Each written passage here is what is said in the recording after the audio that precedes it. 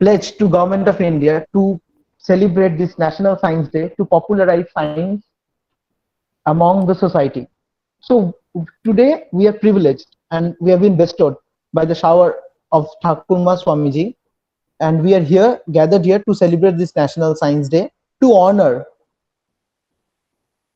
scientists that dates back from to Dr. Jagdish Chandra Bose, to Sir Satyendranath Bose, to Sir Prof. Acharya Prafulla Chandra Ray, to Meghnad Shah, and for many research scholars, scientists who have not left their footprints on the sands of time.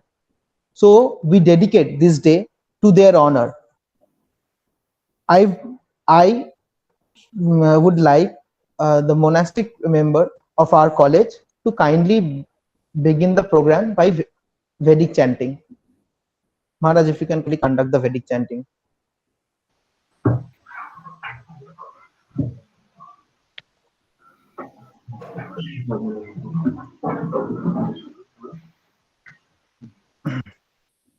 Harihi Om Sahana Bhavatu Sahano Bhunaktu Saha Vidyam Karavavai Tejasvinavadhitamastuma Vidishavahai.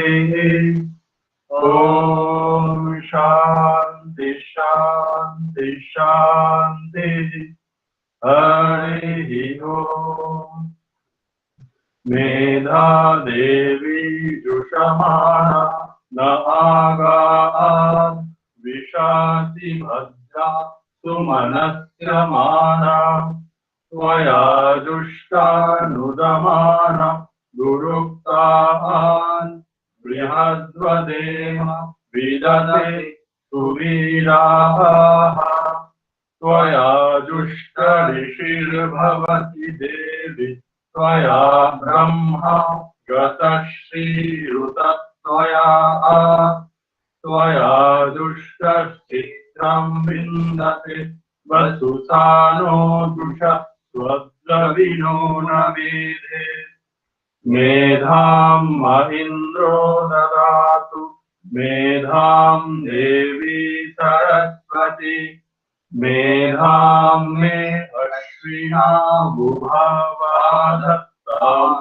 Pushkaratraja Apsarasu Jaya Medha Gandharveshu Jayanmanaha Devim Medha Saraswati Tamam Medha Surabhir Jushatagam Swaha Amam Medha Surabhir Vishwarupa Hiranyavarana Jagati Jagamya Urjaswati Payasapinvamana Samam Medha Supratika Dushanta.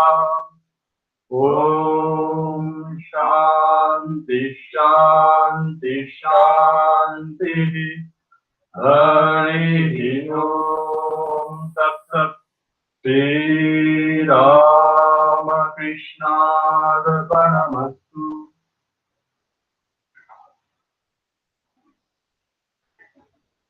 Thank you, Maharaj, for the Vedic chanting. I would like Revered Swami Ekachittananda, our Principal Maharaj, to kindly give the welcome address. Om Namo Bhagavate Ramakrishnaya. Today we are very much happy that Professor Bikramjit Basu, IISc Bangalore, had kindly consented to preside over the occasion and give the National Science Day address to our teachers and students of the community. Welcome, sir, to VIdyamandira family. My heartfelt namaskar, respect and good wishes to all the teachers, members of non-teaching staff, the researchers, as well as the students of VIdyamandira. As has already been mentioned by Saurabh, the whole nation is observing the anniversary of the historical event, this discovery of Raman effect.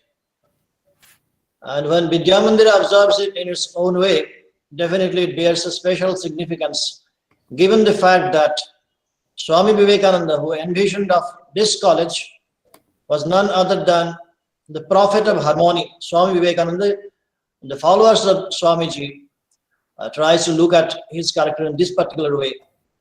Harmony, particularly meaningful because it's all encompassing in the philosophy of Swamiji and Sri Ramakrishna.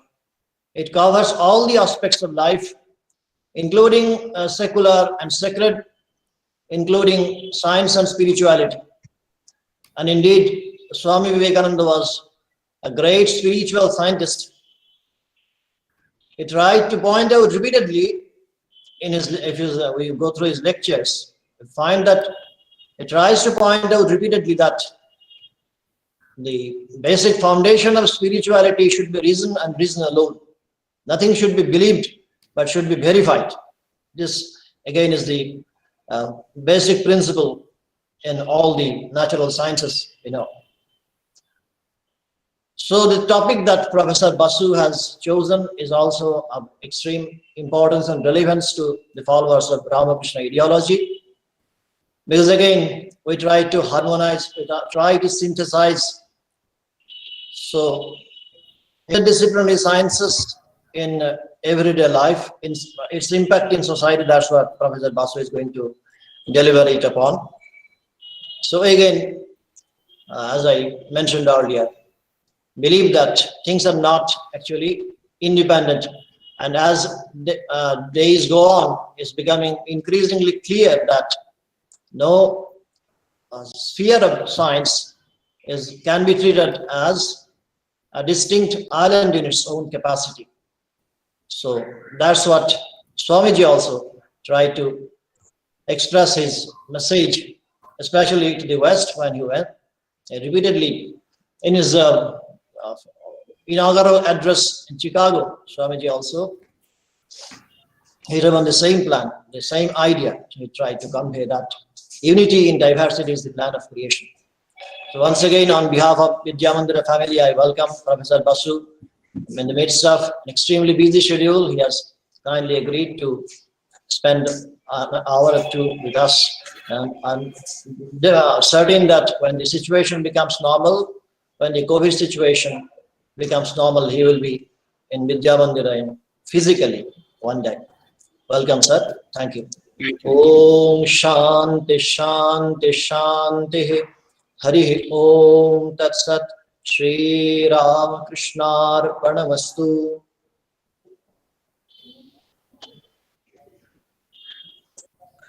Thank you, Maharaj, for the welcome address. I would like our monastic faculty member, Brahmachari Ishatma Chaitanya, to kindly give a note on the introduction speaker, Professor Bikramjit Basu. Maharaj, if you can kindly introduce our speaker. Thank you, Howrah. Professor Bikramjit Basu is currently a professor at the Materials Research Center with joint appointment at the Center for Biosystem Science and Engineering, Indian Institute of Science, IISc, Bangalore. He also serves as visiting professor at University of Manchester, UK, and at the European Center for Functional and Surface Functionalized Glass. After his undergraduate and postgraduate degree in metallurgical engineering from NIT Durgapur 1995 and IISc 1997 respectively, he earned his PhD in the area of engineering ceramics at Catholic University at Leuven, Belgium in March 2001. Following a brief postdoctoral stint at University of California, he served as a faculty in Materials Science and Engineering at Indian Institute of Technology, Kanpur, 2001 to 2011, and moved to IISc in May 2011.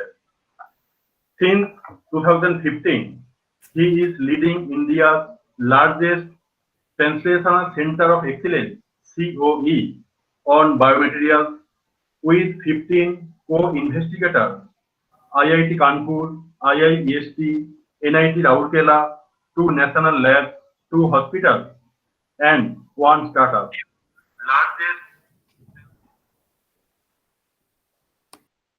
Professor Basu's untiring efforts have led to the creation of national hub of activity on biomaterials and implants with involvement of 83 researchers, including those from IITs, Kharagpur, Roorkee, Guwahati, NITs, Suratkal, Nagpur, Durgapur, 20 clinicians and 5 MSMEs. Since 2018, he has been serving as an advisor to medical devices and materials, a new business vertical of the Tata Steel.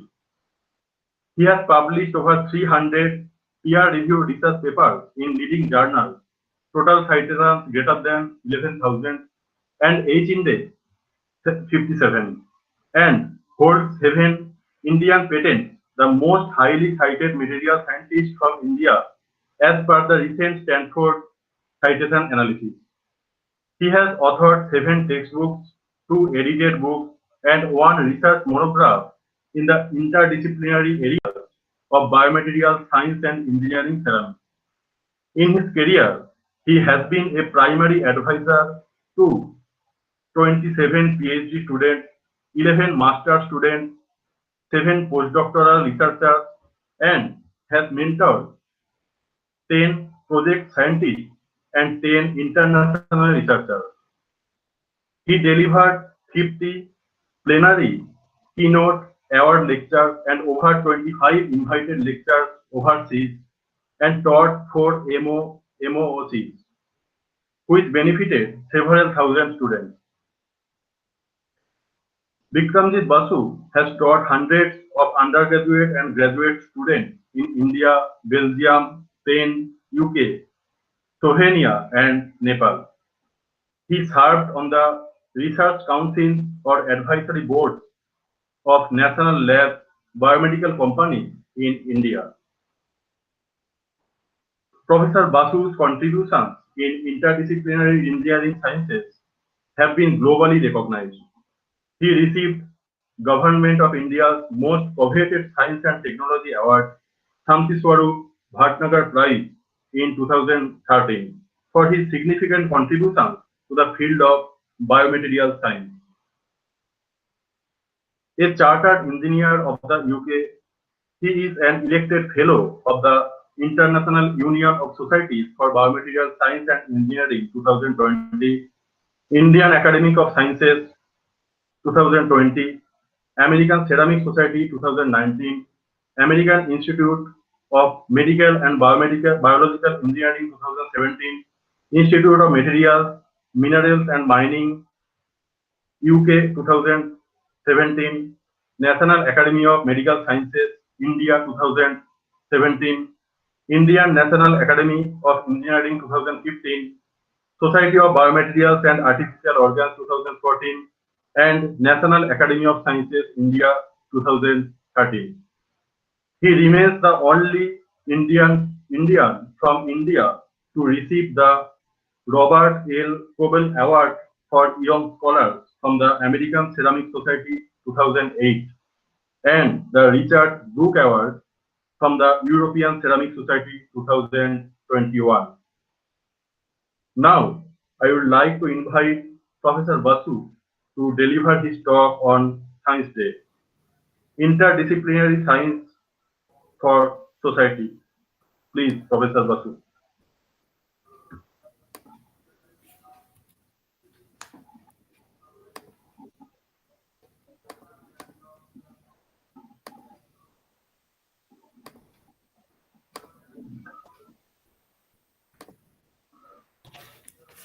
Is my slide visible to everybody?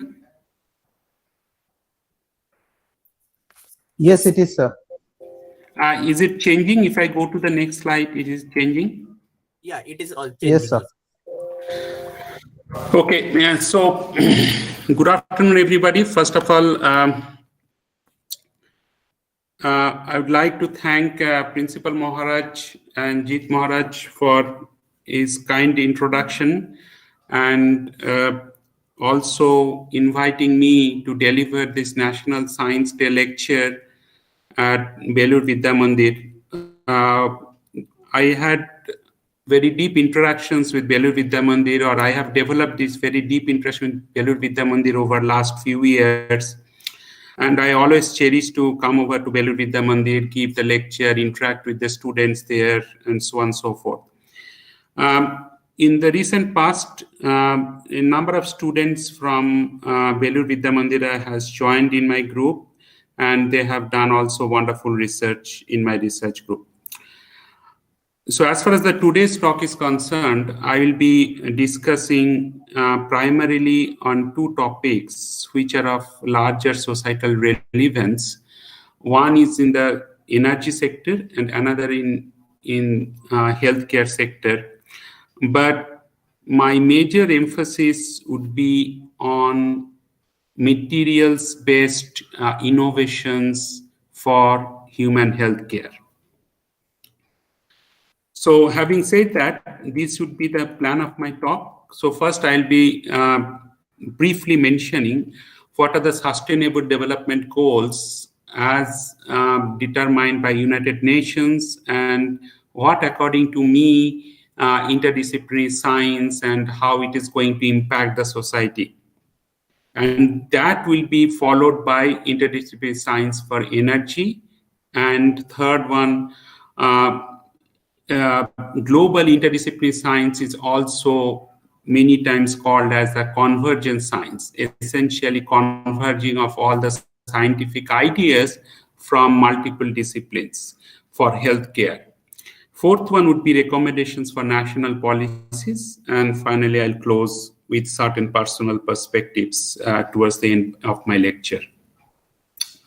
Now, interdisciplinary science certainly is a relatively new concept in the field of scientific research, because so far, if you see that scientific research is more compartmentalized in a way that students who are being trained in the natural sciences like physical sciences, chemical sciences, or biological sciences, or mathematical sciences, they mostly used to restrict themselves to that particular discipline in a way that they continue to do research in that physical sciences or chemical sciences or biological sciences.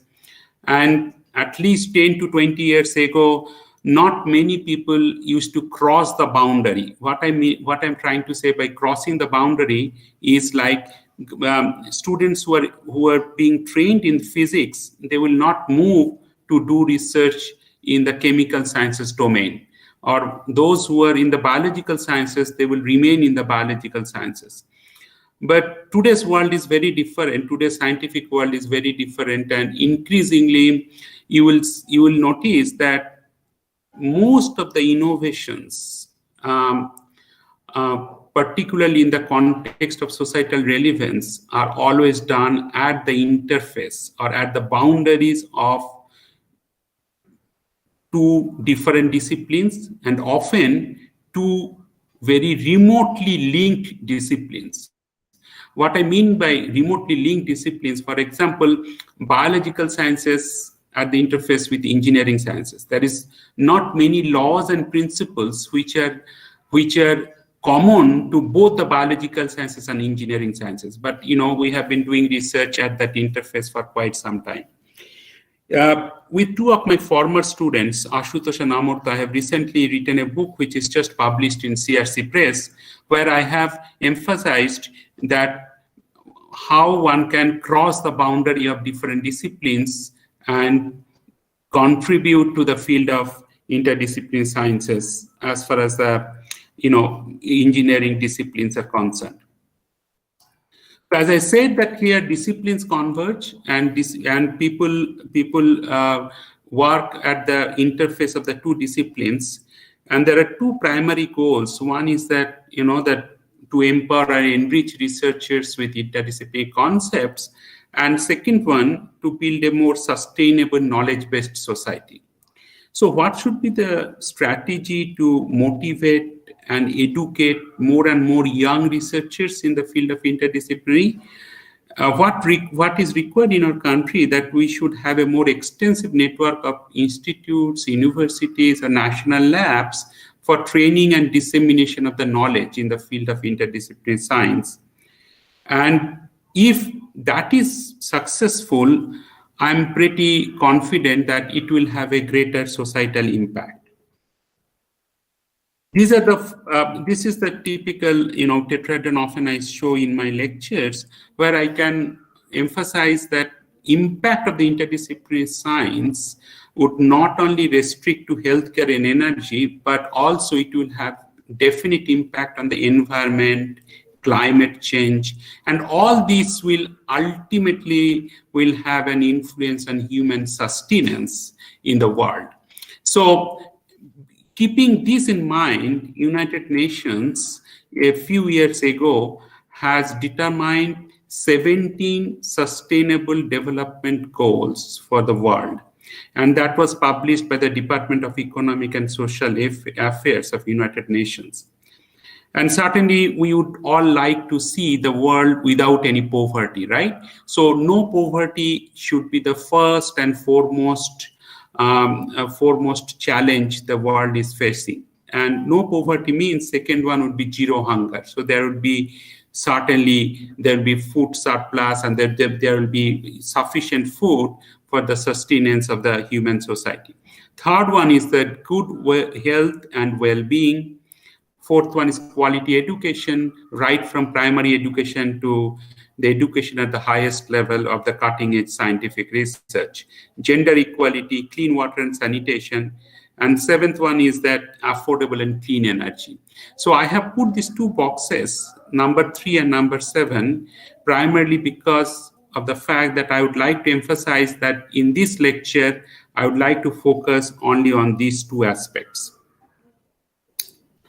Now, coming to the interdisciplinary science for energy, if we look at these global energy consumptions, particularly in the context of global warming, population increase, aging infrastructure, energy storage, coal remains the largest source of electricity, almost like 72%.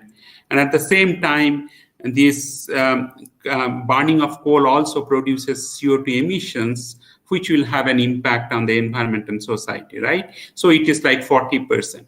And if you look at the other energy options, like renewable energy options, so in 2018 it was 15%, and it is expected by 2050 it will be almost like double, like 28%.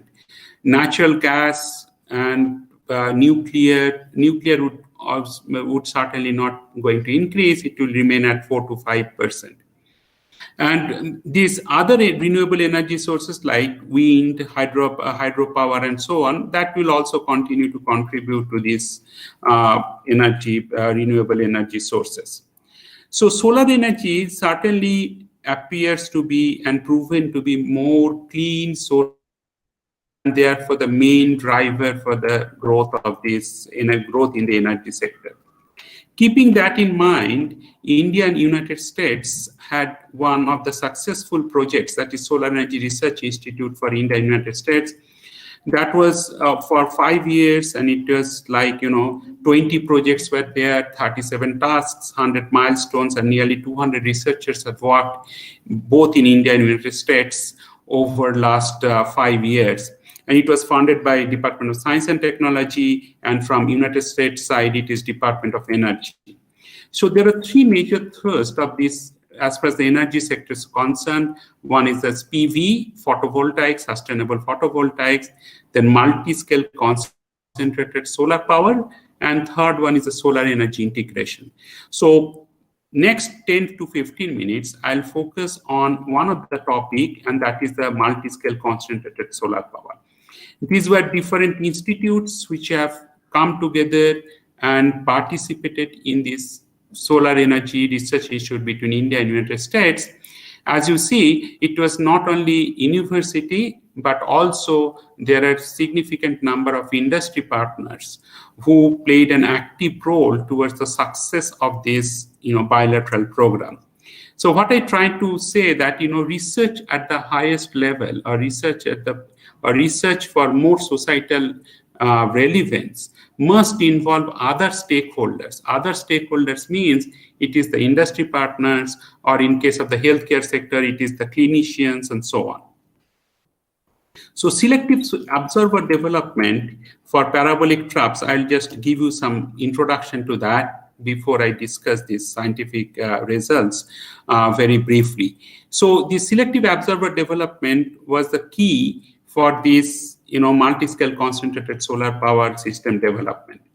So you have the solar energy, now you get these mirrors, and these mirrors will capture this solar energy. So then heat has to be absorbed. So there are two ways you can do that.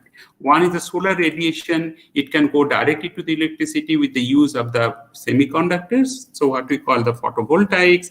In another case, you will get the solar radiation, then you get the receiver. You can see this is a parabolic trough, right? This is this mirror. So this mirror is not a flat mirror, but it has a certain curvature, right? So this curvature is essentially done keeping in mind that how you can optimally capture the solar energy, so that this particular solar energy, once it is captured, then it can be further absorbed by the solar selective observer. Then it will be utilized to heat the fluid. And through heat exchanger, steam will be generated. Now steam will be running the turbine, and from turbine it will be electricity will be generated. But then it will be finally electricity will be generated. So the solar radiation, solar thermal energy, this integration is not very easy. So you have to have not only the optical reflectors, but also you have to have solar absorbers.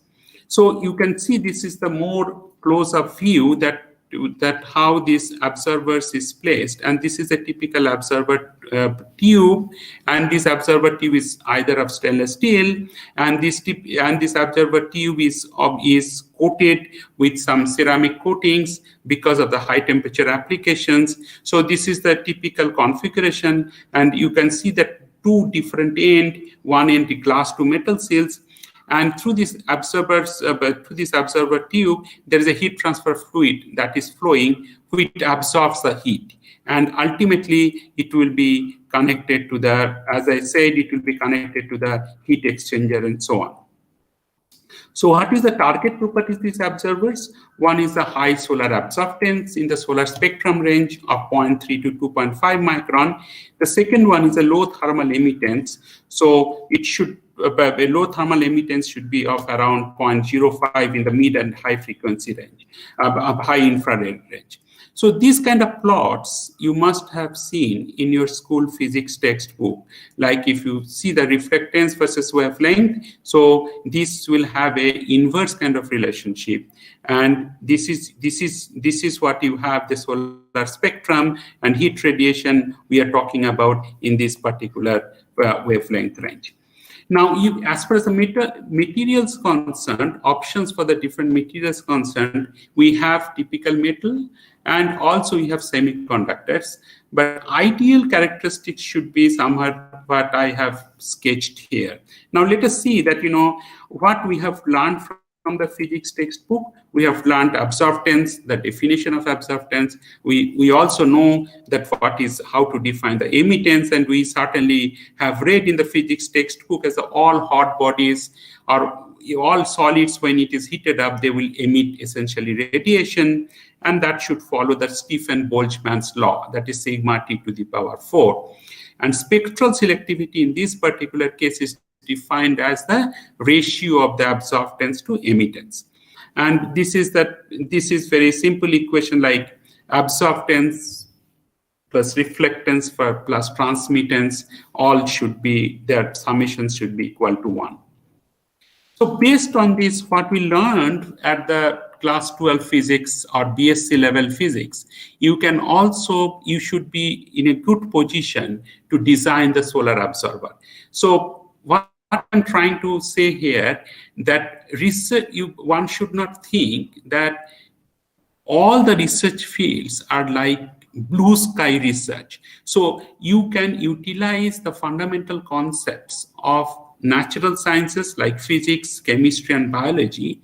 And if you understand those concepts fairly well, you should be able to address many of the research questions that we address at the PhD level at IISc or IITs or various other universities in the world. So coming back to the solar absorber, what you see that idea is there, idea that has been validated here, that if you have a tandem absorber coatings, tandem absorber or multi-layered absorber coating, so you have a metallic substrate on which you can put another small metallic interlayer, then you put that absorber layer, and finally in the top, the dielectric layer, that is used as anti-reflection layer. So you have the interlayer diffusion barrier, primary absorbing layer, secondary absorbing layer, anti-reflection layer, and you can choose the material in such a way the refractive index, the value of refractive index N, should follow certain kind of gradient. Now, if you have a gradient in the refractive index, then it will lead to the much better solar absorbance property. And some of the other concept which is also utilized here, now you have this like incident radiation. Now, if you have a N1 to N6, the different refractive index, then automatically you will have more destructive interference or less reflections. So less reflection means you have a high absorbance. And in all this, if you remember that, all this refraction, that will essentially follow Snell's law, and Snell's law will also be applicable in this particular case. So you have in the case of the PV photovoltaics case, you have the electrons to proton to lattice vibration, and that will lead to the intrinsic absorption capability of any materials. So based on this principle, we have developed the different kind of solar absorber coatings on stainless steel substrate. And what you see here, this is the coating architecture. You have a stainless steel substrate. So this is the material that we have utilized as tungsten aluminum nitride. And this, before we deposited this tungsten aluminum nitride coating on the stainless steel, we have put in tungsten as an infrared reflector. And then subsequently tungsten aluminum nitride, tungsten aluminum oxynitride, and the top anti-reflection layer is alumina. So we followed the same principle, and then this particular multi-layer absorber coating appears to be extremely blue, and that is what it should be as far as that high absorbance is concerned. And in all these cases, you can see that how there is a difference in this refractive index N value. So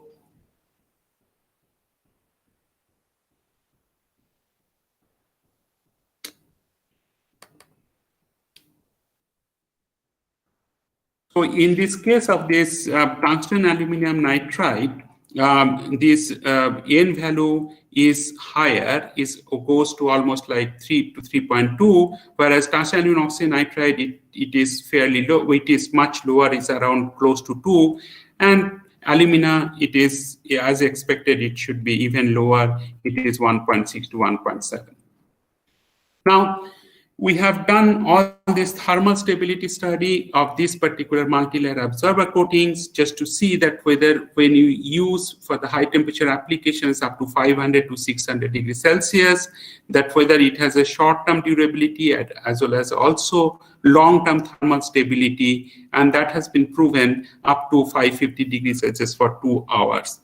And it has absorptance value, alpha value is 0.958, and emittance of 0.12. It is still it is not 0.05, but fairly close to a 0.05.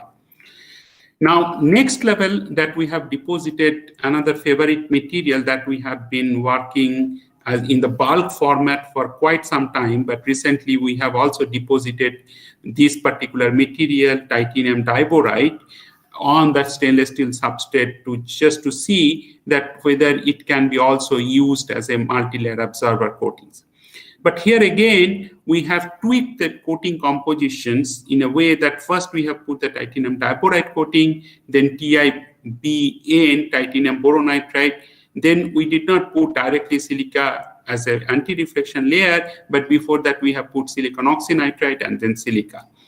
And this coating also, it has a very characteristic color. In terms of the thickness of this different layer, as you see, that they are mostly less than 100 nanometer. Individual layer thickness is less than 100 nanometer. And in terms of the solar selectivity, what we have got for this last row, if you look at, it is more than 6, while absorptance is 0.981 and emissivity value is 0.15. So let us now move on to the next topic of today's discussion, is the convergent science for human healthcare. Now, health is given a low priority in many of the developing nations or third world countries. And just to show you what is this value, what is the total India's public healthcare expenditure was just around 1.29% in 2019-2020. And it is much, much below than many of the most developed nations in the world. For example, in Japan and Germany, the public healthcare expenditure is 9.2 to 9.5% of the total GDP. United States is 14.3% of their GDP. Even in UK, if you see, it is 7.5% of the total GDP. Whereas in India, it is 1.3% of the total GDP. And one of the reasons is that most of this, that healthcare is for larger cross-section of the society is still not affordable. And I'll explain you the reason for that in a minute or so.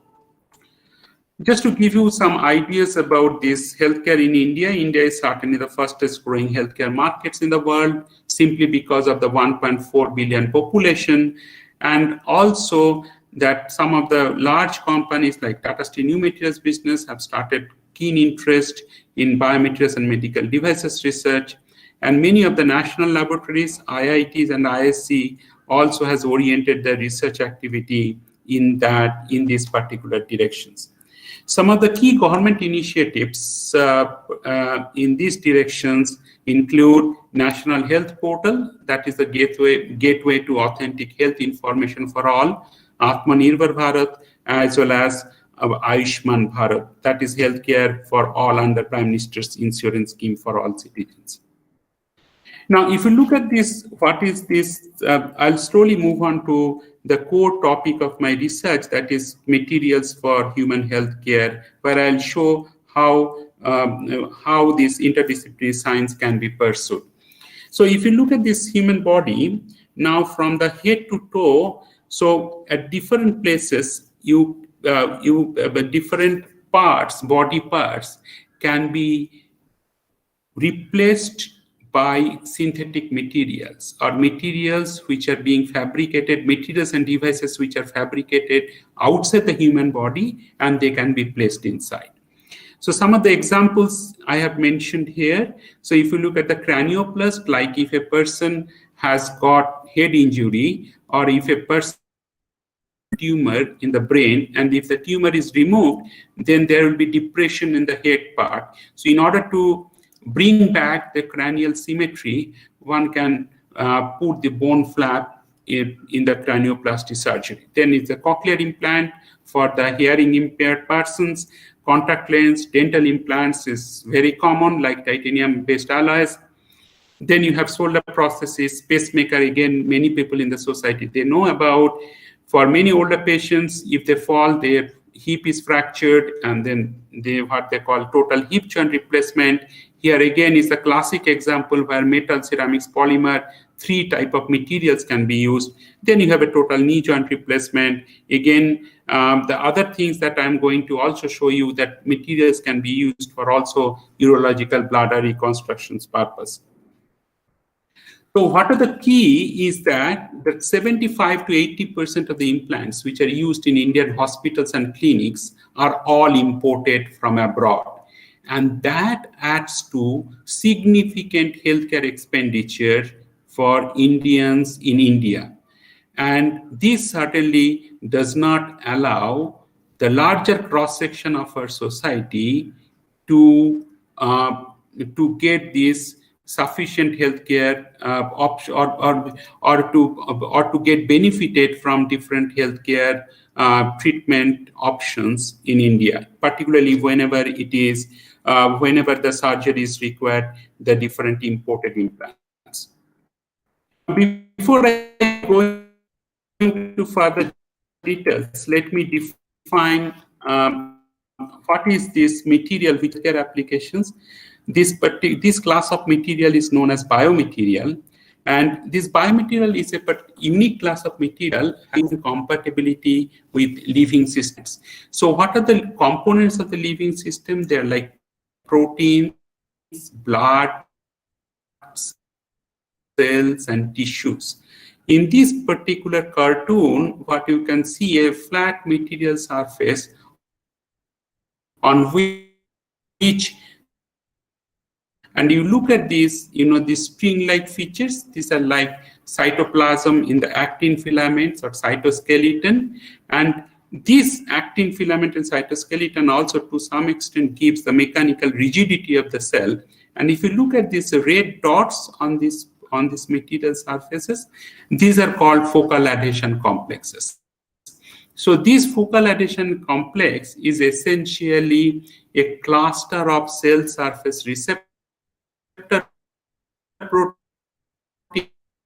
proteins and then proteins which are absorbed on the materials. The property which distinguishes the biomaterial from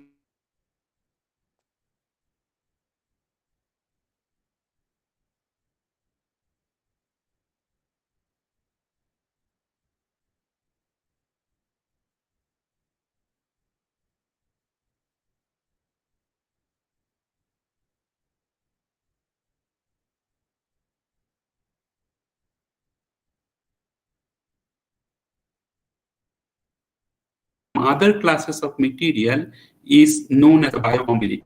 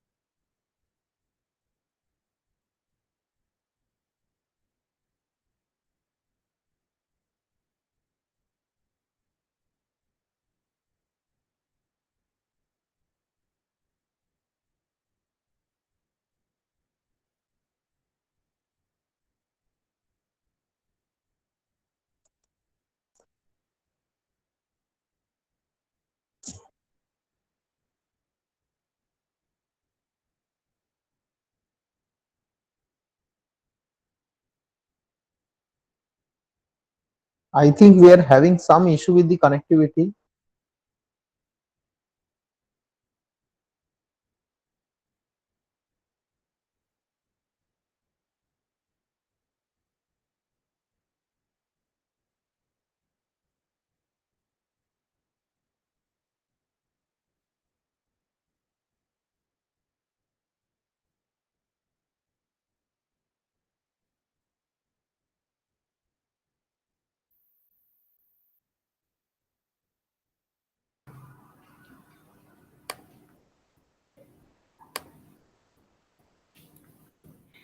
Am I audible now? Hello, sir. Hello, sir. Can you kindly? Yes, sir. You're audible. Is it visible? Yes, sir. It is. Your screen is visible and you're totally audible, sir. Okay. Now coming back to the definition of the biocompatibility, it is a holistic property which renders a biomaterial with most appropriate beneficial cellular or tissue response for targeted clinical applications. So what I was trying to explain before I got disconnected is that when a material is, like for example, a clinician is doing surgery, and suppose a patient has a bone fracture, and then clinician is putting this bone plate at a specific anatomical site in the human body, let's say leg or the lower leg part or something, some part. Now, the moment the clinician is putting some stainless steel plate or titanium plate for this fracture fixation or for certain other clinical treatment, so what are the sequence of things that happens within a day or 5 days? These proteins get absorbed very fast, and then that will also mediate the interactions of other cells like giant cells, foreign body giant cells. These are formed, these are like multinucleated cells. And once these cells, they get absorbed, then they will send out the different signaling molecules. Now, this has been shown by this green arrow. Now, once these cell signaling processes are set in, then what would happen that subsequently with time this collagen gets synthesized, and with collagen is one of the major component of that human bone, a major organic component of the human bone. And once this collagen is synthesized, then this material gets completely isolated in the form of a collagenous bag. And that is the reason whenever any person has any surgery which is done by an orthopedic surgeon, often that surgeon always tells the patient to come back to him or her after 3 or 4 weeks. So this is not a kind of a, this 3 to 4 weeks time is certainly required for the bone healing. The scientific reason I just explained in terms of what happens at the interface of the materials and biological system. So, having said these things, now it must be clear to you that when a synthetic biomaterial is interacting with a living system, these are the 4 components of the living system which are supposed to interact with the biomaterial substrate. So it's the proteins. So one thing that about the proteins, as you know, that protein is a polypeptide or it's a biological heteropolymer, and it starts with the amino acids and so on. So these proteins, this is the quaternary structure of the proteins. So protein should not be denatured when it comes in contact with any synthetic material surface. What is the meaning of denaturing? So denatured means should not be denatured. That means it should retain its ternary and quaternary structures very well. The second one is the cell interaction. In terms of the cells, most of the materials which are to be used, or all the materials which are to be used in the living systems, they must have good compatibility with the cell.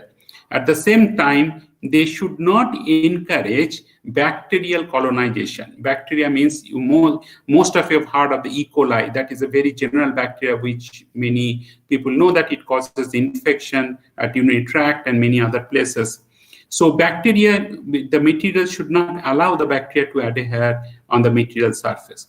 Fourth one, in terms of the blood compatibility, if you see the red blood cells have a very characteristic biconcave kind of shape. So this particular shape and morphology should not be damaged due to the interaction of the blood on a biomaterial surface. So from this brief discussion, it must be clear to you that biomaterial science is essentially a truly interdisciplinary science where engineering and physical sciences, the researchers belonging to engineering and physical sciences, their responsibility is to develop synthetic materials which are implantable or which can be implanted in the living system. At the same time, they have to work closely with the researchers from medical and biological sciences because they have sufficient understanding of the living system components. And the interactions at the highest level between the biomaterials and the living system components, that is the holy grail of this interdisciplinary area of the biomaterial science.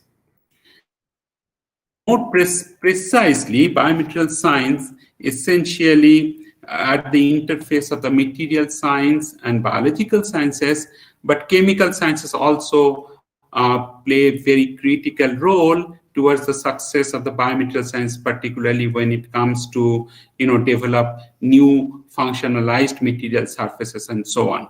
Manufacturing science, today's world, you must have heard the 3D printing technique. Now, how 3D printing has been utilized to develop patient-specific implants for personalized medicine, that is also something very, very interesting and impactful at this point of time. Then you have veterinary sciences and you have toxicological sciences. Veterinary sciences, like veterinary surgeons, need to be involved when the biomaterials are implanted in the different animal model for the preclinical testing and so on. And human healthcare essentially drives the research in the field of biomaterial science because that is the motivation, that is the source of motivation. And at the same time, you need to have constant guidance and input from medical sciences discipline. Because in our country, clinicians are extremely busy for the human health care. At the same time, it is our responsibility to engage with the clinicians so that our research in the field of biomaterials becomes more meaningful and more relevant for the human health care. In United Science, there is national academies like National Academy of Medicine, National Academy of Science, National Engineering, and so on. Few years back, in 2016 or so on, they have defined this definition of convergent science, which essentially integrates expertise from life sciences with physical, mathematical, and computational sciences, as well as engineering, so that this particular platform allows to merge the knowledge from multiple fields to address specific challenges. Now, just to give you some of the three key challenges that they initially started to address, one is the reverse engineer the brain. So if you know that what is the internal architecture of the brain, is it possible to reverse engineer the brain architecture? Second one, engineer better medicines. And third one is that advanced health informatics. In the case for the brain initiatives, so this is the acronym. The expanded form is that brain research through advancing innovative neurotechnologies. So the outcome essentially would be to explore exactly how the brain enables the human body to record, process, utilize, store, and retrieve informations, all at the speed of thought. Like the way we think or way human being thinks, it should be able to process all these things at the same speed. National Institute of Health in the United States, which is kind of equivalent to Department of Biotechnology in India, they have started a precision medicine initiative. It is a long-term research endeavor, and the main objective of this precision medicine initiative was to understand how a person's genetics, environment, and lifestyle can help determine the best clinically relevant approach to prevent or treat disease, because every person is different. So any particular medicine or any particular implant which may be good for one person, that same implant shape and size may be quite different for another person. Now, I'll show you two particular science-based examples to show you that how chemical sciences discipline and biological sciences discipline can come together with the engineering sciences to address some of the fundamental questions in the biological sciences. The first one is that we know about the cells, right? I have given you some brief introduction to the cells. So one of the cell, most of you know, is called stem cells. So stem cells are essentially unspecialized cell type. What it means that stem cells on its own cannot perform any specific biological function, right? But at the same time, why stem cells are so important in clinics as well as in medicine? Because stem cells have the unique ability that they can be differentiated to liver cells, to muscle cells, to bone cells, like osteoblast means bone, chondrocytes means cartilage cells, blood cells, cardiac cells, and nerve cells. So this kind of unique ability of the stem cells can be intelligently utilized for various treatment of human diseases, whether it is spinal cord injury or cardiovascular injury or orthopedic injuries and so on. But the fundamental question remains that can we manipulate the stem cell functionality, or can we guide stem cells that, hey, stem cells, can you go towards the nerve cells? Or if I change the certain stimulation externally, can we guide towards, let's say, bone cells or muscle cells? I'm going to show you in next 5 or 10 minutes one such examples what we have done in the field of stem cells. Before that, I'll just show you that we use this external stimulation. Particularly, we have utilized this electric field stimulations as in the mode of that external stimulation of the stem cells. Now, why electric field stimulation is important? In the human system, there are 3 types of electroactive tissues are there. One is called brain, second one is skeletal muscle tissue, and third one is cardiovascular or heart tissue. So these are the 3 electroactive tissues. And there are also mechanosensitive tissues like bone, ligament, and tendon, and so on. So what we have done, we have utilized gold nanoparticles. Again, gold nanoparticle synthesis is not rocket science anymore, because there are established chemical synthesis protocols which are published over the years and which allows people even to tailor the particle size over a certain range. In this particular case, we have used the citrate chemistry route to synthesize these gold nanoparticles, which are of around 30 to 40 nanometer in size, as you see in the middle bright field transmission electron micrograph. Now, what we have done, we have incubated that human mesenchymal stem cells, that is the bone marrow derived stem cells, in a solution which is already loaded with, in a chemical solution which is already loaded with the citrate capped gold nanoparticles, with the expectation that after incubation for 1 day to 2 days, these gold nanoparticles are internalized into the cells, which, when electric field will be applied to this system, will act as a intracellular actuator. And at the same time, we have synthesized on a simple glass cover sleeve polyaniline, then gold nanoparticle, then polyaniline, this kind of layer by layer, multi-layer thin film on which human mesenchymal stem cells with internalized gold nanoparticles are allowed to grow. Then we have given 2 different types of stimulation. One is called DC electric field stimulation. We have applied 100 millivolt DC field, and then we have given this DC field for a particular time period, then allow the cells to grow without electric field, then again regularly, repeatedly, we have given this DC electric field up to 2 to 3 weeks in the cell culture. In another set of experiments, parallel experiments, we have given pulse electric field stimulation. But if the field strength remains the same, 100 millivolt, the field strength or voltage remains the same, 100 millivolt, but it is the pulsing, it is done like 100 millisecond on, 900 millisecond off. So T on to T off, it is like 1:9 that we have chosen here. And cold nanoparticle synthesis, as I said, that it is the citrate reduction method. We have taken that hydrogen tetrachloroaurate, trihydrate, and trisodium citrate. And then we use the two different kind of capping agent in one case just to give the more positive charges, polylysine. In another case, we have given markaptosuccinic acid to give negative charges. Now, interesting thing happens when we give the two different types of electric stimulation.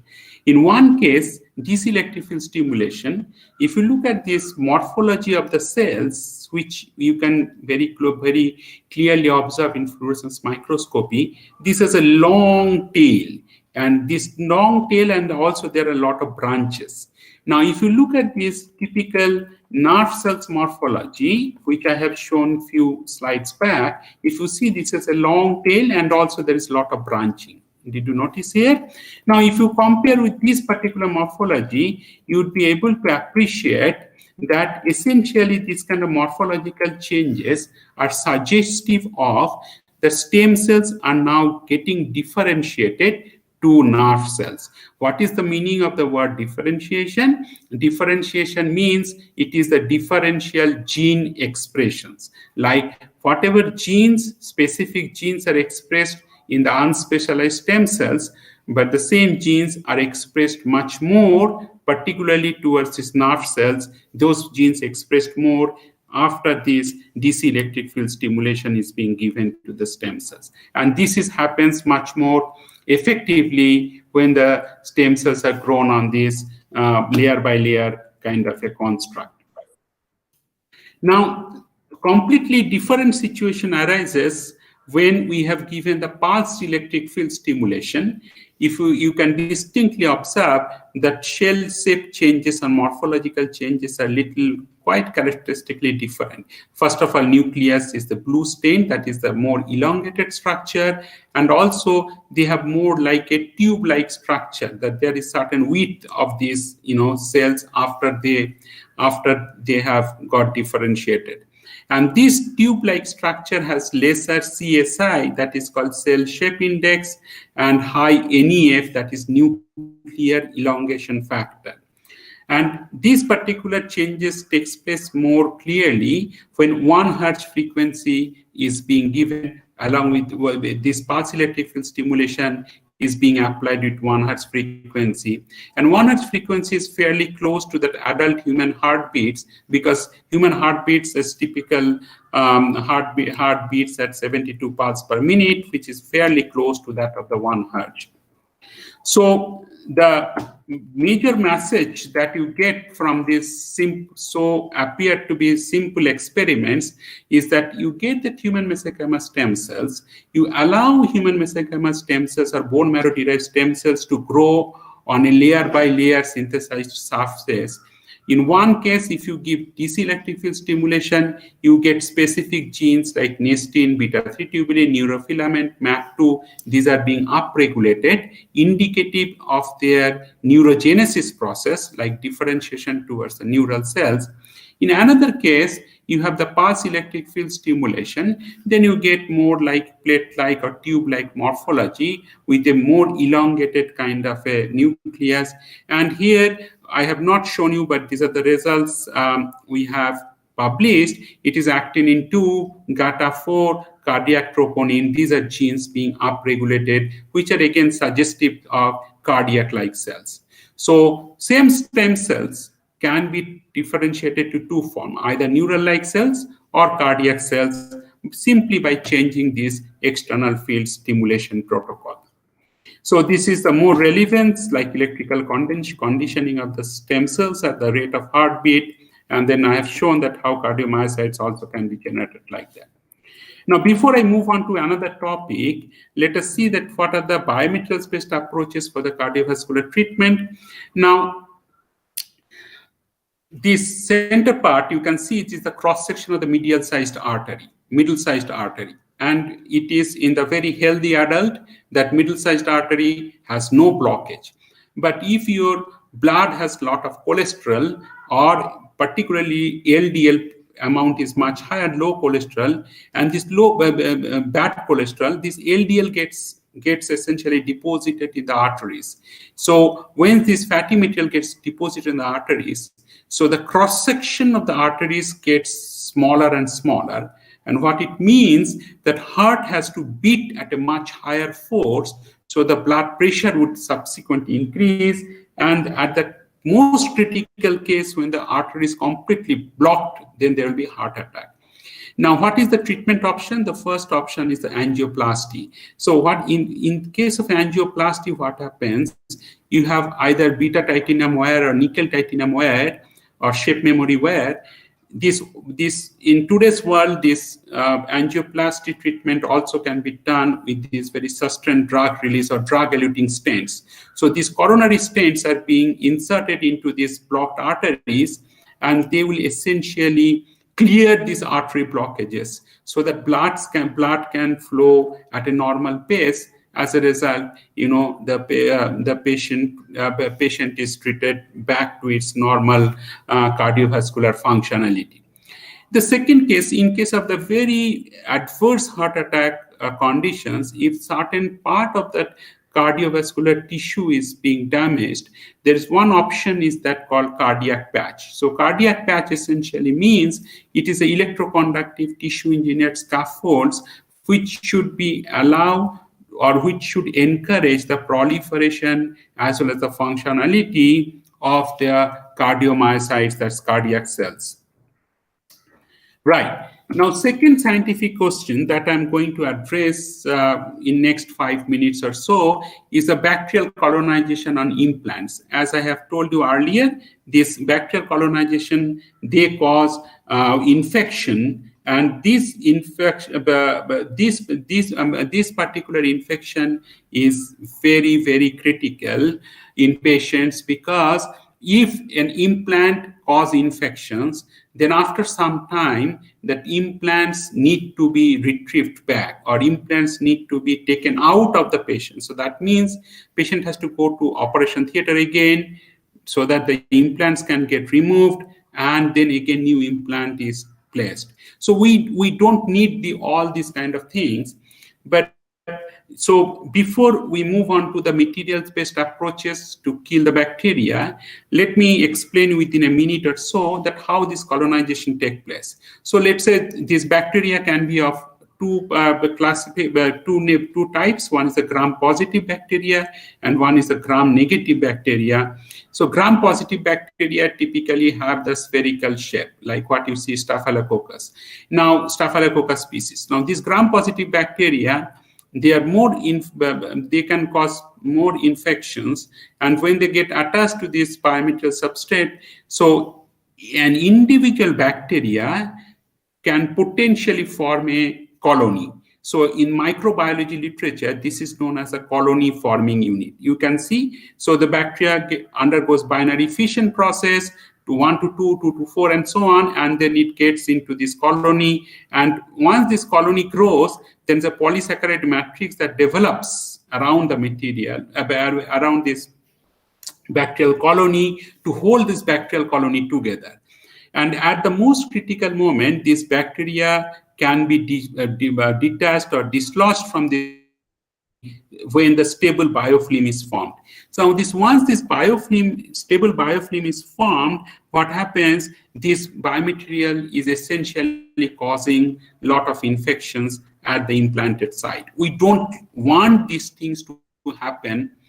Now, we have developed several strategies to address this issue. One of the strategies is that, since I have last 10 minutes, I have shown you that how these gold nanoparticles can be internalized into the cell.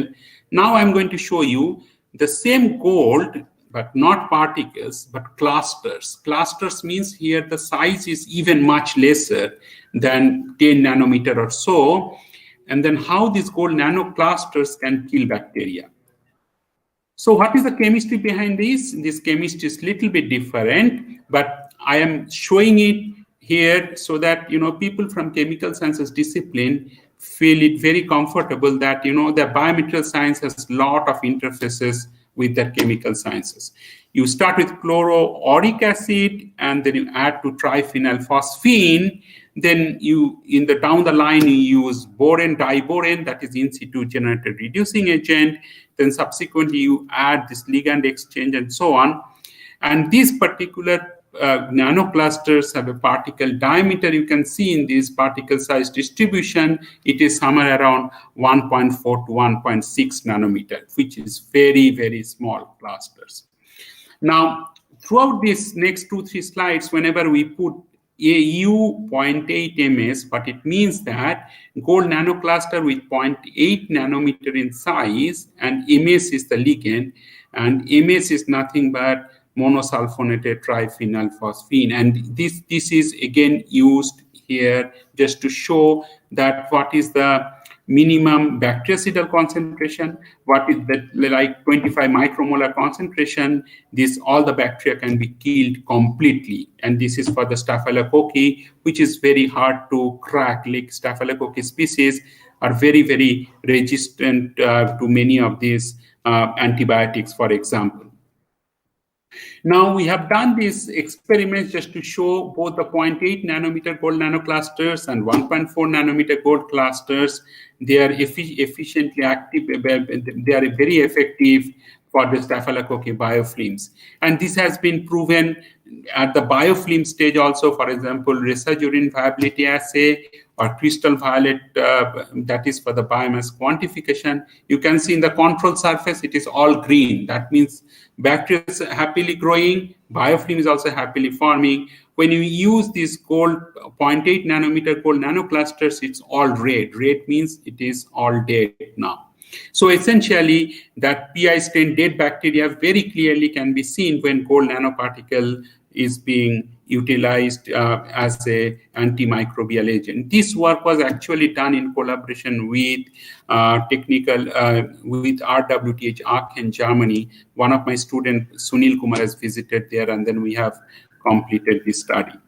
So what is the idea here? So suppose if you have this 0.8 to 1.4 nanometer and triphenylphosphine is the ligand that has been used. Now, eukaryotic cell toxicity, it is like 250 micromolar, whereas prokaryotic cell toxicity, like prokaryotic cells like bacteria, they can be killed, it is like 25 micromolar. And that will be similarly same like when it goes to 1.4 nanometer size.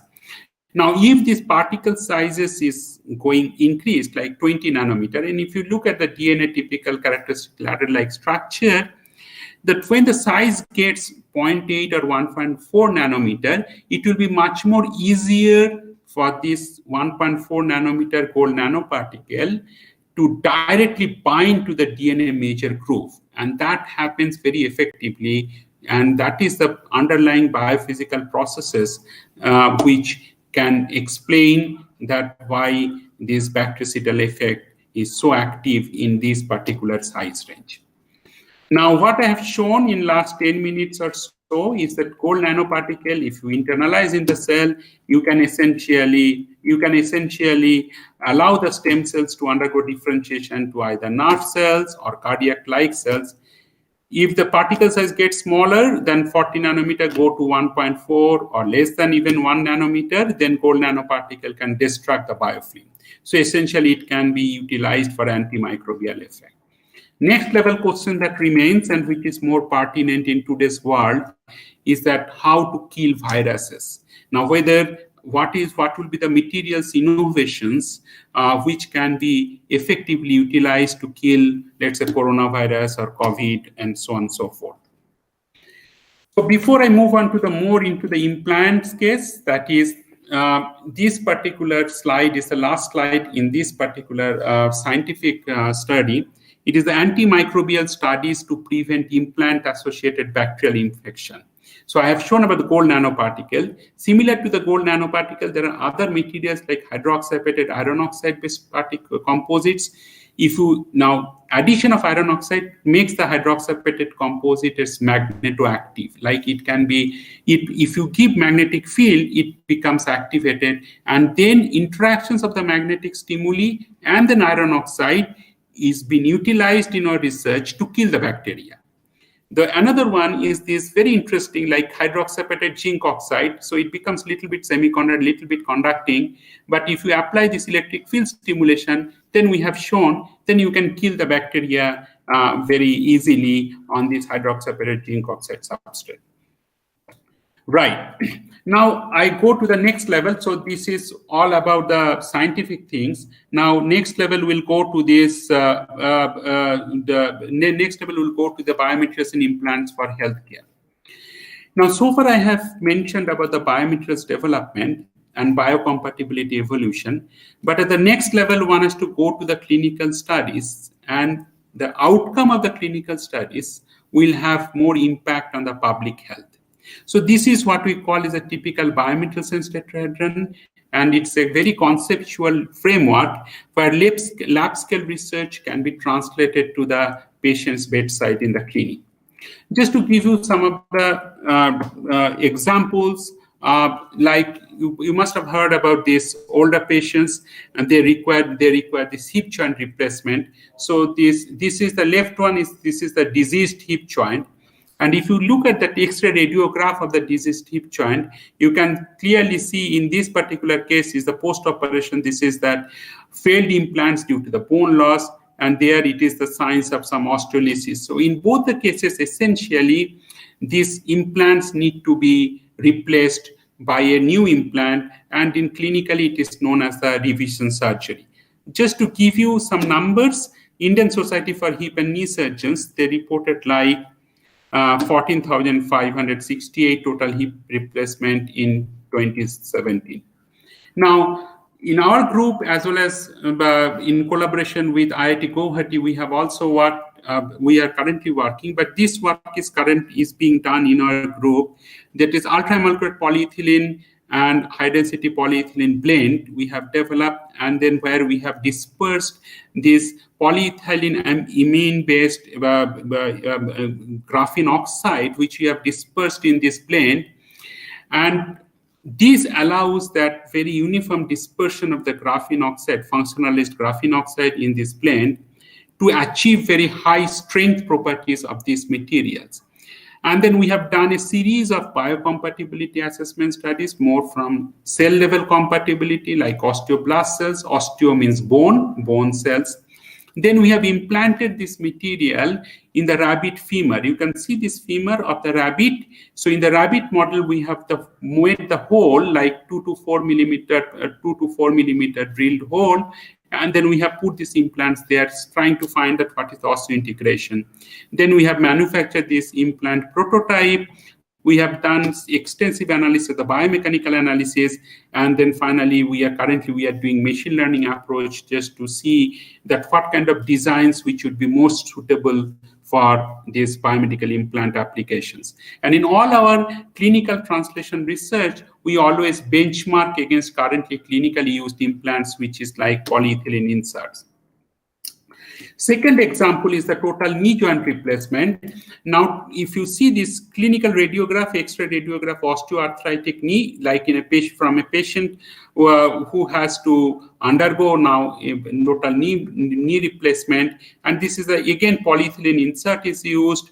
And then this is a post-operative radiograph after the knee surgery. So after we put this implant, very clearly you can see this implant. So there is a perfect geometry matching, and there will be not much friction between this at this implant's interface.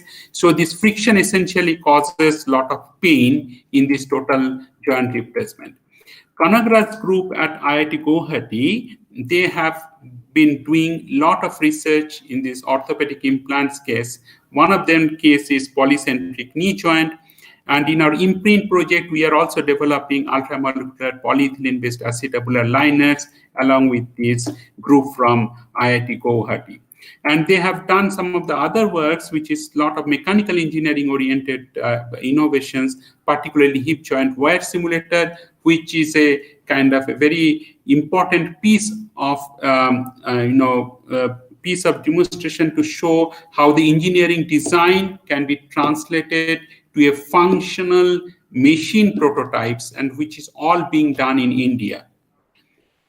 Now, next, after the orthopedic is the dental replacement. So this is the case for that, patient requiring either partial edentalism or, edentalism means like tooth loss. Tooth loss means either single tooth loss or multiple tooth loss. And mostly this edentalism occurs like mostly in the 60 years of age. And higher edentalism is typically reported in both urban and rural elderly population is around 91% or more over the age of 65 years. Now, against this backdrop, we have developed dental implants, which is made up of the titanium 6, aluminum 4 vanadium, and we started with the CAD design. So one of the important message that I would like to convey here, in the implant case, it is the design concepts which are very, very important. Now, if these design concepts are novel, this can be translated to develop the prototypes, and these prototypes their performance has to be validated. What we call is that performance limiting experiments or studies like insertion and removal torque analysis. For example, if these implants are to be put into the mandible or jaw bone of the patient, what will be the torque it is required, and whether it is the same as than what we do in case of these implants which are currently imported. And these are the currently imported implants like Straumann implants. And then these implants we have developed, and we have done the studies up to the preclinical studies and clinical studies currently being planned. Some of the other interesting research we have been doing at Institute of Science is on the 3D binder jet printing. Now, 3D printing is available in different variants. Either can be laser-based or electron beam-based, or it can be simple binder jet printing, which is essentially done at the room temperature. And in the room temperature binder jet printing, essentially you have a feed bed and you have a build bed. So from feed bed, the powder is being dispensed to the build bed, and there this displacement of this powder layer is synchronous with the delivery of the binder through the print head. And this delivery, or the speed at which this binder is impacting on the material surface, and then subsequently what is the binder chemistry, and then how it is the physicochemical interaction is being set up, all those things has been modeled and captured using some of the theoretical models like, Washburn capillary rise model. In the next level, Srimanto has done, one of my students, again from Belur VIdyamandira, he has done a lot of this study using X-ray synchrotron when he was at Manchester, where he has taken that multiple thousands of 2D X-ray radiographs to see that when this binder, it penetrates into this powder bed, how the trajectory of the binder material interaction grows with time. And if you look at the time step here, it is millisecond, right? So 0 to 200 to 1000 milliseconds. It is a very high-speed imaging, image processing tool has been used, and algorithm has been used to capture, to get more insight into the dynamics of these spatiotemporal dynamics of these binder material interactions. Now, 3D printing is all very nice. We have done a lot of the scientific study, but what would be the clinical translation? Now, as I said in the beginning of my lecture, the cranioplasty is one of the surgical technique. So in case of cranioplasty, for example, this patient, this part of the patient's cranium is being removed, right? Now, what we have done in the next level, we have taken that X-ray CT scan data in this clinical translational research with these neurosurgeons from Ramaya Hospital in Bangalore, as well as Dattamega Institute of Medical Science of Howrah. These are the two hospitals clinical study. One is completed, another is ongoing. We have taken the patient CT scan data, then we have processed the CT scan data, and once we processed, we have defined very precisely what is the size, what is the morphology of this cranium defect. Now, after all this engineering design related work is over, then we have given this STL file, stereolithography file, to the 3D printing machine, and this 3D printing machine allows us to print this patient-specific human cranium model.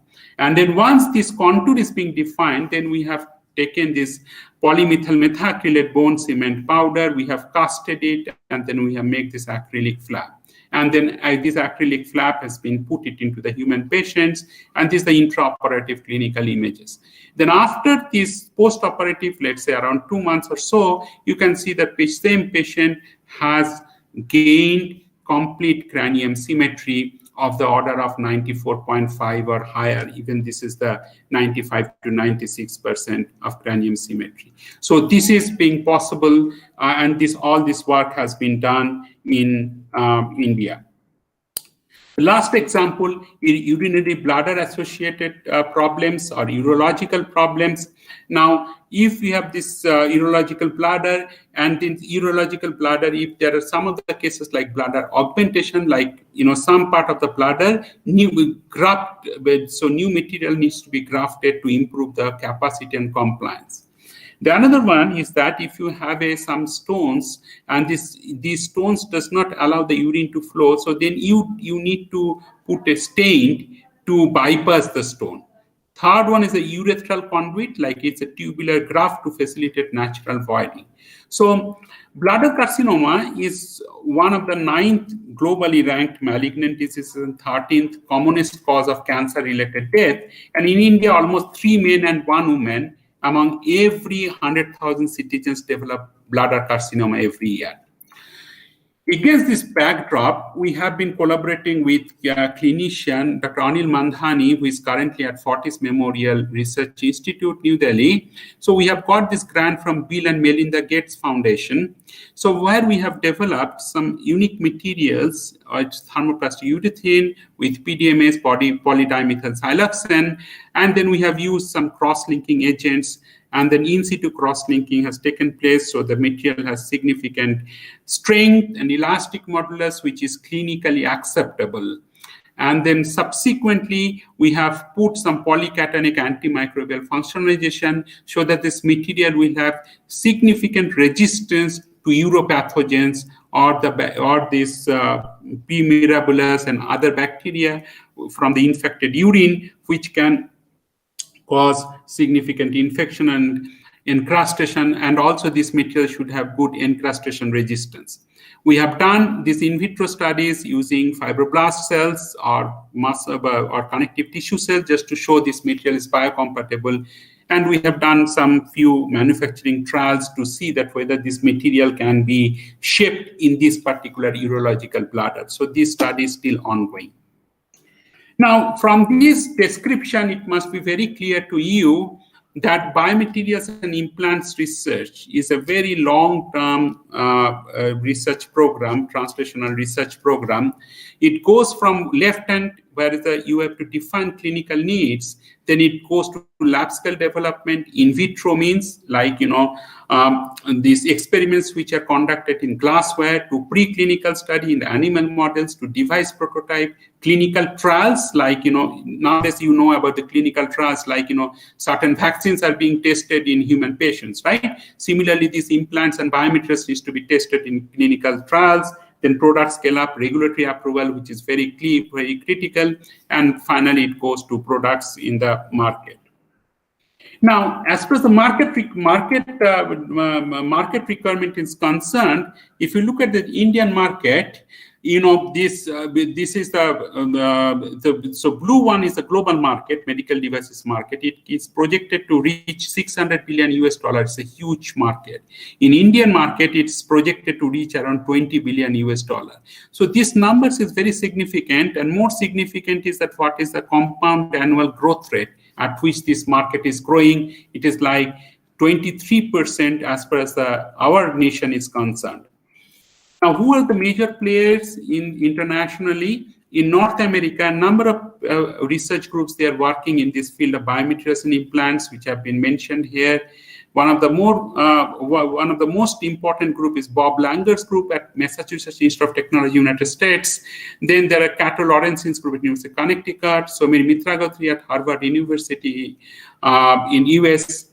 In Europe also, as I have listed, some of the most active research groups in Europe, particularly in UK, Germany, and Switzerland, and Italy, and so on.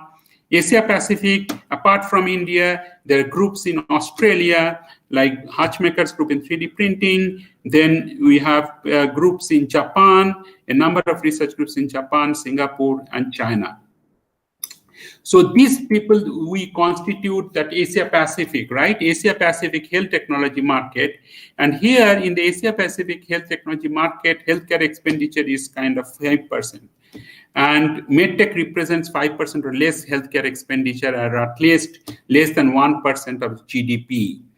And what is the clinical perspective of Asia Pacific health technology market? It is like 234 billion surgeries that are performed each year, only around 41, and target ratio is around 4.7 thousand surgeries per 100,000 people, like China, in case of China. Now, one of the medical tourism market in India is fairly high, because a lot of medical tourists we attract from neighboring countries as well as African nations, simply because if a person comes for medical treatment in India, he or she can save almost like 77.5% of the cost of the treatment if he or she travels to United States for the identical medical treatment. So it really gives them a very affordable healthcare options internationally.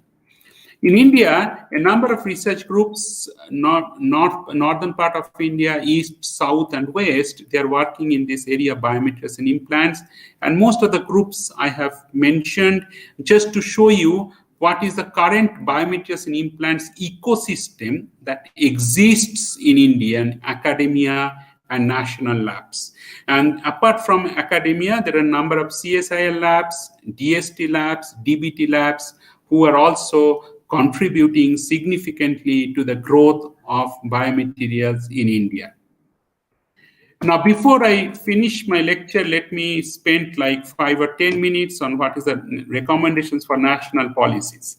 Now, I'm not going to show you a whole range of slides, but to show you only that what I feel that Government of India can develop strategies to strengthen basic research for accelerated innovation in this particular area. So first one I have mentioned in artificial intelligence or machine learning based approaches for accelerated biomaterials development, structure property correlation using high resolution multi-scale measurements, 3D bioprinting in microgravity for human spaceflight program. Indian Space Research Organization ISRO is very keen in the space bioengineering program, and this can be one of their flagship program. And there are other things like 3D bioprinting of cartilage and so on. This is the immediate next 3 years plan. Now, next 5 years plan is the preclinical translational research, and down the line in next 1 decade time in the strategic innovation centers on biomaterials and biomedical implants. Just to give an example that how 3D bioprinting can be very useful. Now we have nervous system, one is central nervous system and one is peripheral nervous system. And in case of peripheral nerve injury, suppose a person has this part of this nerve can be cut. And now this gap is to be now bridged. Now there are two ways this gap to be bridged, either autograft approach or allograft approach. Now you take equivalent length of the nerve from the patient's leg and put it there to bridge this gap. So this is the autograft means same patients, allograft means another patients. But another one is the 3D bioprinting approach. 3D bioprinting approach means you have some scaffold which can host certain cells and growth factors. And with the expectation that if you print it, with the expectation that this 3D bioprinting will allow these nerve cells to grow in this patch. And then you put this 3D bioprinted nerve graft here, and this will bridge essentially this gap with time by axonal regeneration through this gap. So this is one of the very promising approach. And then challenge is to bridge the gap, which is like 20 millimeter in length or more. So larger is the nerve gap, the more difficult is to bridge that gap. We are leading India's Translational Center for Healthcare or Excellence on Biomaterials for orthopedic and dental applications. So there are three major thrusts in this COE. One is the ceramic femoral head. We have developed the prototype, and then polymer ceramic acetable aligner. Again, I have mentioned earlier that's acetable aligner prototype and metallic dental implant. And currently we are also working on the ceramic dental implant. Now, as I said, one of the basic innovation strategies should be the use of the artificial intelligence and machine learning approaches. You have seen a few slides back, typical innovation cycle can extend up to 10 to 15 years from lab scale to before it reaches the market. Now, such a long cycle may not be very suitable for the new product to come to the market. Having said that, these machine learning approaches, in some cases deep learning approaches, can be fairly useful to develop some of this predictive modeling so that biocompatibility of the new materials or some compositions can be optimized based on this kind of machine learning models. And that is currently not available in academic world, and that is also one of the requirements. Now, what is machine learning? Suppose for, let's say, orthopedic hip replacement applications, you have developed material 1 to material N, which has a different properties, like say P1 to Pn. Now, if you have the increasing number of training data points, and then you try to do a lot of this biomechanics approach, then you have more increasing computational cost and accuracy. Then in machine learning language, they call learning model you have to develop. Once you want learning model, then you have to train the machine learning model, then you have to do minimization model algorithm, and then you can get optimum parameters, whatever parameters you want to get. Right. So let me go through this before I conclude. Let me go to this soccer field analogy. So in a soccer field, typically 11 players play in two different teams, right? 11 players in one team, 11 players is another team. Now, what you see here in this one particular team here in academia and clinicians, they're playing in the backfield. Micro, small, medium scale enterprises and translational programs in the midfield, and industry is actually in the front, in the forward line. So in other part of the ground, it is the hospitals and clinics who are using all the imported implants. Now, Indian industry, so this is the Indian translational ecosystem. So it is the responsibility of Indian industry, particularly industries with a trusted name, brand name, and reputation, if they can facilitate the biomaterials and implants manufacturing in India, and also get into the other side, convince the hospitals, sell to the hospitals, so that Indian patients get benefited by indigenous development of the biomaterials and implants with a reduced cost. And that should be more patient specific, because those implants which are being imported from Europe and United States, those are very much suitable for Caucasian patients or that European and American patients whose anatomy is very, very different from Asian patients' anatomy or Indian patients' anatomy. So if the total industry is developed in India, if this implant manufacturing is possible in India, that would be the ultimate goal of this entire translational research. Right. So having said that, I feel that, this, considering the interdisciplinary nature of this field and considering the perceived societal impact that this field has, I feel Health and Family Welfare, Union Minister of Health and Family Welfare, who is currently overseeing the regulatory processes as well as these commercialization things of the biomedical implants in India, they have to work together with Union Minister of Science and Technology, Heavy Industry, Public Enterprise, Commerce and Tourism Industry, Ministry of MSME and Skill Development and Entrepreneurship. So they will develop these national policies.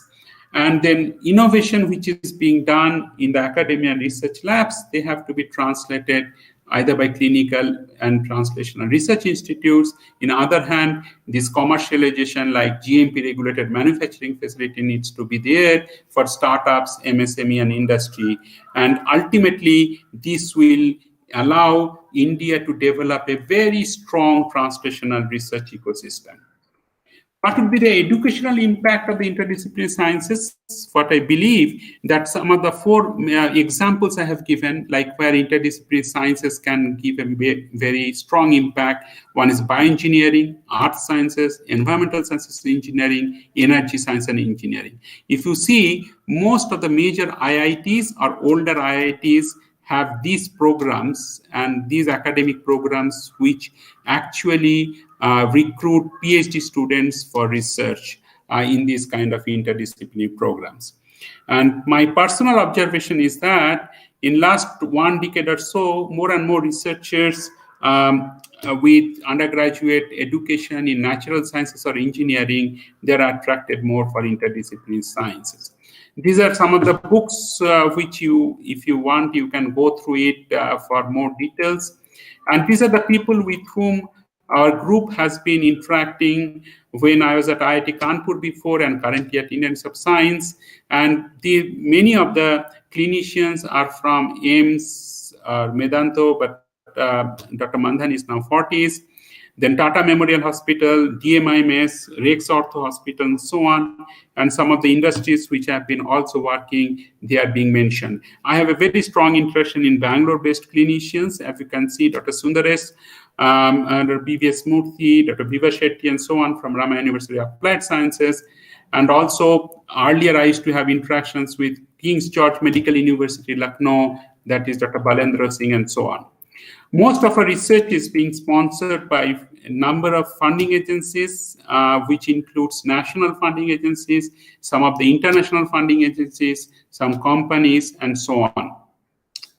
Now, this is the team which I would like to acknowledge. Essentially, this team consists of all my former students and current students who have significantly contributed to the field of biomaterial science and implants.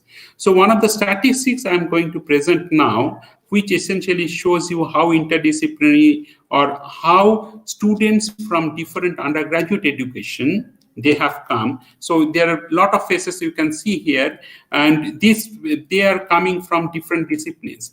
40% of them are coming from engineering background, 30% with BSc and MSc chemistry in physics, chemistry background, 20% from physics background, and 10% from biology background.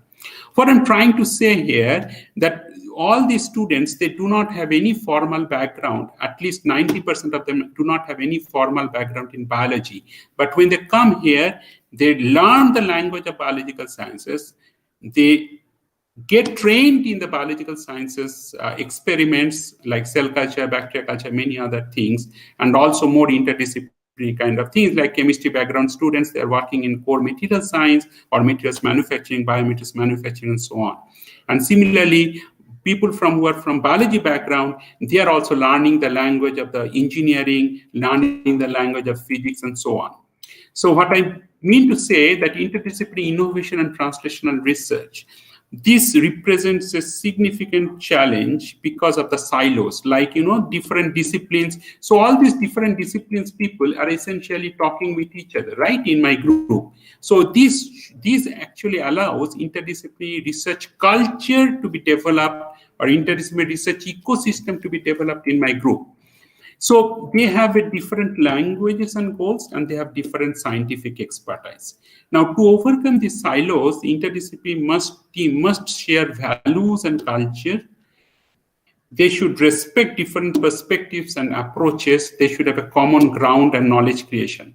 What I'm trying to mean that the biological science, the people who are coming from biological science discipline, they have to also understand, they should be also keen to develop some expertise which is at the interface of chemistry or a little bit of engineering. At the same time, people who are coming from engineering background, they should also have the keen interest to learn the language and expertise and experiments in the domain of biology or chemistry and so on. So as I said, that our group has been working in multiple research areas, which has been mentioned here.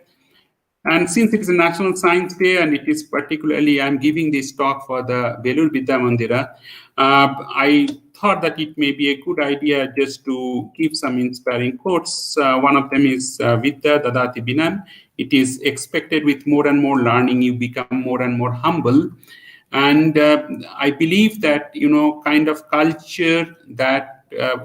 culture with which you are grown at Belur VIdyamandira, you should retain that culture and you should be able to practice it throughout your life. And that is very, very important. It is not that time period you were at Belur Vidyamandir, after that you lose touch from that culture with which you have grown at Belur Vidyamandir. According to me, life is a long road. Keep moving with a positive mindset to leave an impact on humanity. Third one is that one has to come out of comfort zone to pursue impactful science. And as you see in my team, that people are coming from all different disciplines, but they are doing completely different thing as part of their PhD program. For young students, there is no alternative to hard work, dedication, and discipline. There is no shortcut to success.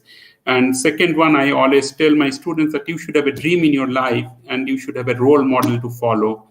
And third one, you should have fire in your belly and you must retain Indian values. For example, Japanese and French, they are proud of their culture. And when you excel in life, always remember to pay your dues to your country and the society in general. Last words, in a developing country like in India, we have received significant funding to shape our career, academic career or research career. And we should always bear that in mind, and we must put our best possible efforts to elevate the country's name to the highest possible level. Second, whatever you do, please remember to ensure that your country comes first, then comes an institution, and then finally you.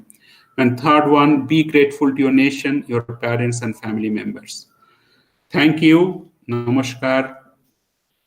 And here I conclude my talk.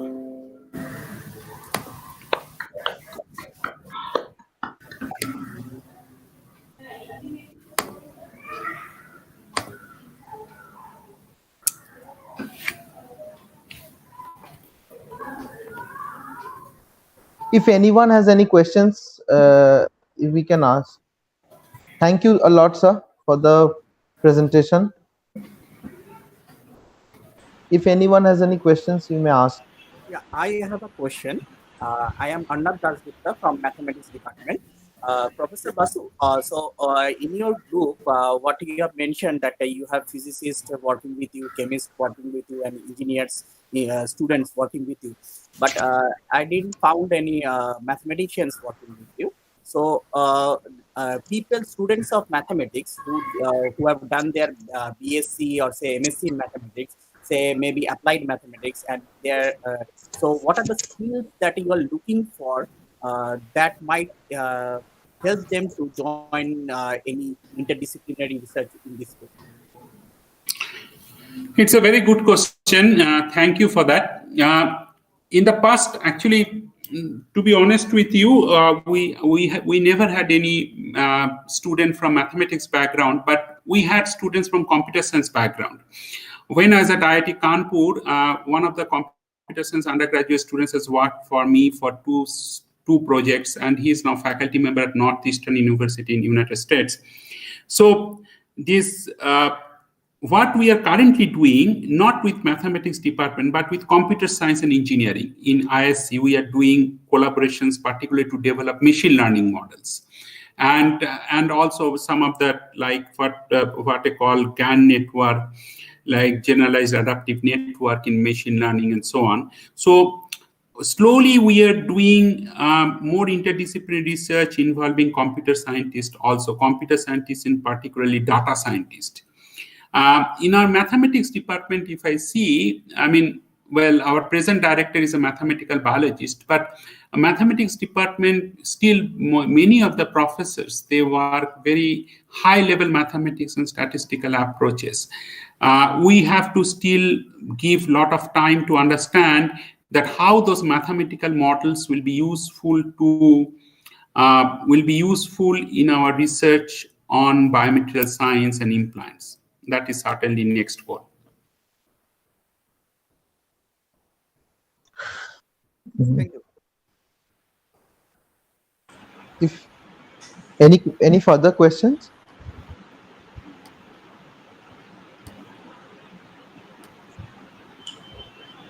Sir, if there are no questions, can I ask one question, sir? Yes, please. Sir, you mentioned in like in machine learning model to be applied in the research for in biomaterials. So there are two kinds of basic models. One is a supervised model and one is an unsupervised model. Right. Now, in the case for your case, what I find from the limited knowledge that I have is that unsupervised model to be applied specifically, or just you train your model in supervised version, because to do number of experiments, so unsupervised model is the way. See, So there what? are two things in the machine learning. That one is a quantum of data points, right? Now, in our cases, I mean, typically the quantum of data set is not very extensive, right? It is not like, several 10,000s or 20,000 data points. So quantum of data points are less. So we have to develop a different kind of strategy. So we develop some training model where we train some of the test data we have with the limited data points and find out that how, for a particular composition or particular design parameters, let's say whether this biocompatibility would be very optimal, or whether this expected clinical performance would be better, right? So there is something called GAN. You may Google it. They call Generalized Adaptive Network. Yeah, so that we are finding it fairly useful, but we are also in the very early stage, because we started interacting with computer scientists or data scientists for a year or so. But I personally believe that there is a lot of opportunity and we have to go further in this particular direction. Thank you, sir. And sir, with this approach, with machine learning approach, so your basically your accuracy goes down. So how do you tackle that problem? You have to also define that what you mean by accuracy, because here our thing is fairly different, because we are interested whether a specific material composition or specific design features, how that will give clinically acceptable, let's say, biomechanical response or clinically acceptable biocompatibility property. So we don't even know that whether that material has been experimentally tested. Just to give you an example, suppose you are varying, let's say, zinc oxide content in hydroxyapatite, let's say 0 to 20%. You cannot do the research by 0, 1%, 2%, 3%, 4% up to 20% zinc oxide, right? You can do some test at a 5, 10, 15, 20. But your optimum biocompatibility can be in between 10 and 15%. Or maybe, to be precise, on 13.7% or 14.5%. Now, if we have sufficient amount of data which you can do develop the train model, and then you can interpolate it and to find out that what is the intermediate content of certain composition, how that would be very useful to give the best performance or best property. Thank you, sir. If any further questions? I don't think we have any questions. So if anyone has any questions, so we kindly communicate with Professor Bikramjit Basu. So his homepage you can see in ISC. So kindly post if you have any questions, kindly post there. So to conclude the program, I would like to ask our Vice Principal Maharaj, Swami Mahapragyananda, to kindly give the vote of thanks. Thank you, Saurabh. Am I audible? Yes, Maharaj. Yes, Maharaj. Well. So, last but not the least, it's 1 hour. I joined It was really, I was listening to Dr. Basu. So this last 1 hour almost, it was not a talk, better I would like to say. It was, to me at least, it was like a journey. And this, it is needless to point out that this interdisciplinary approach of studying science especially is not only the need of the day, perhaps the need of the hour. Even today, just to supplement in this discussion or the essence of this discussion, even in today in our undergraduate courses, especially I being from a biological science background, we see lot of things like bioinformatics or bioengineering, biomathematics. So all these things are introduced to the syllabi of undergraduate courses in different universities and research institutes across the country. So today we sincerely convey our heartfelt thanks to Professor Dr. Bikramjit Basu to enlighten us, for enlightening us in this particular field of study. Really, we are enriched, and since this is live streaming, this will be in the YouTube. I'm sure that in coming days, many will be equally enriched after this discussion. And Professor Basu, he does not need any kind of introduction, uh, and only what we can say that really we are grateful to have with you, especially in this moment, National Science Day, people like you, sir, and you spend time with us from a very busy schedule, from your very busy schedule. And once again, from Vidyamandir Paribar, I thank Professor Basu and definitely looking forward to meet him after this pandemic in this campus. The time we are going through for last 8-9 months, this developing in this corona vaccine, that is also, I must say, the wonderful outcome of this interdisciplinary approach, this development of vaccine. We have students in NIV where this co-vaccine was actually produced, and the people who are instrumental in developing that, our students were telling us that, Maharaj, very interesting. They involve actually a number of chemists, of course, medical professions, and statistician, and many, especially this computer science people. So a wonderful outcome is development of this vaccine, which is perhaps is going to show us a new way. So once again, thank you everyone, and I would like to thank Professor Uttam Kumar Ghori, Angshuman Babu, and all other faculty members of the Department of Applied Chemistry and Industrial Chemistry for arranging this wonderful talk in this particular National Science Day. And special thanks goes to Jit Maharaj and others who are very much instrumental to make this program live stream in YouTube. Once again, thank you all. Thank you, Professor Basu. And definitely, we're looking forward to meet you in VIdyamandira campus. And we fervently hope to have you again and again with us. Thank you. Thank you. Namaskar. Namaskar. ঠিক আছে।